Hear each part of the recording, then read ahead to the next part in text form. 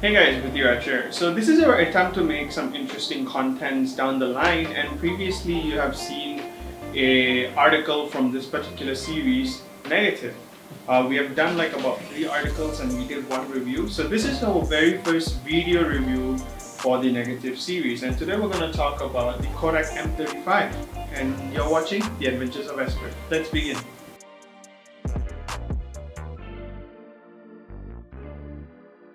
Kodak is a very popular brand in the film industry, and they made a reusable film camera, which is the M35. Yes, you see one behind there. There's a surprise. Wait till the end of the video. So I did what? So basically, I bought the Kodak M35, and then I took it for a spin because this is literally the most affordable film camera that you got buy on the market. Like, it's as low as 80 ringgit. So we're going to talk about more about this camera, but first let's take a look on what exactly the specification is, because yes, it does have a little bit of a specification to it.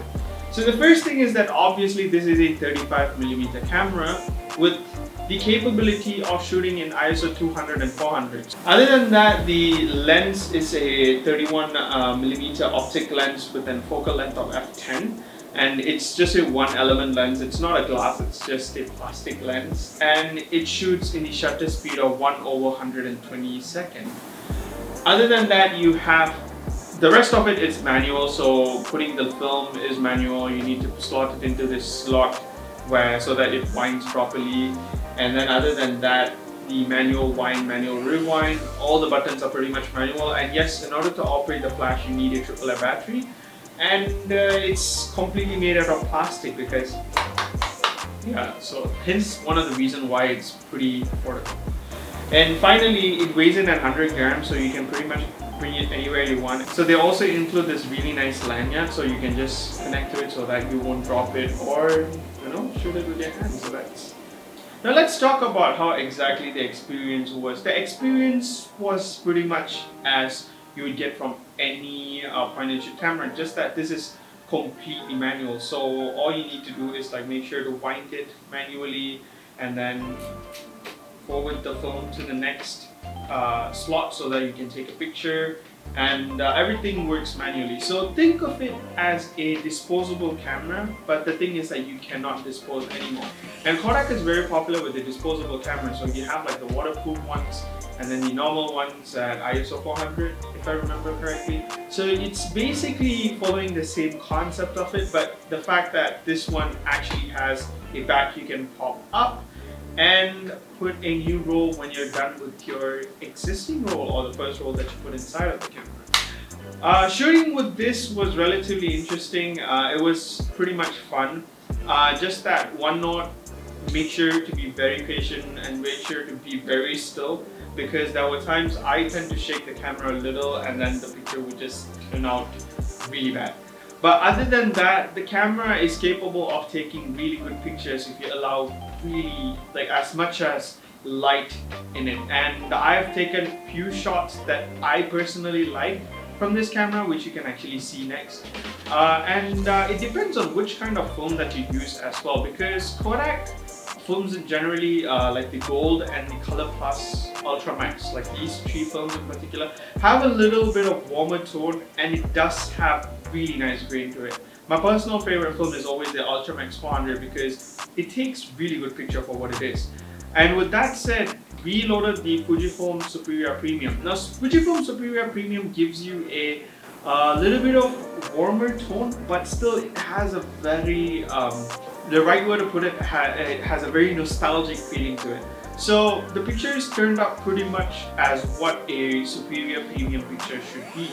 But your picture won't be as great as shooting on an SLR, obviously, because your SLR has very specific exposure time and stuff to set it so that it takes a nicer picture.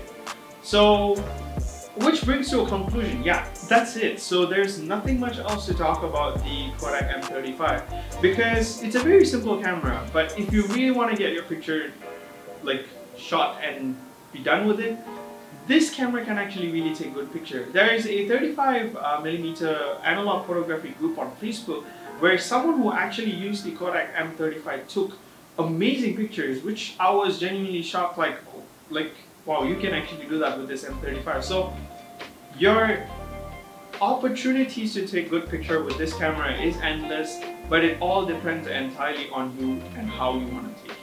So that's basically it. So the Kodak M35, would I recommend it? Definitely. If you're somebody who don't want to spend too much of your money on an SLR, but if you want to like get into the film photography or the analog world, we are more than welcome to have you here. You can always go for the M35. It's very affordable. You can pick up a Kodak Gold or a Kodak Color Plus or an Ultra Max for about 15 to 20 ringgit. I can add like some links to certain stores where I purchase down in the description below. But yeah, so you can do that with the Kodak M35. And it's a very fun camera to use. It's a really great start and I would totally recommend it. So that's basically it, guys. Thank you so much for watching this video. This was a really quick video. If you want to read the full review of the Kodak M35, you can always head over to the link down in the description below where we added the full review as well. So that's basically it. Thank you so much for watching. This is Pretty Bear signing off. Take care and I'll see you guys real soon. Let us know down in the comment section below what kind of interesting content that you'd like to see from us. Maybe a showdown on our SLRs, the SLRs that I'm currently using. So yeah, see you then, and make sure to stay safe and sane. And to my fellow Malay friends, Selamat Hari Raya. So hope you guys are celebrating really well as well. Bye.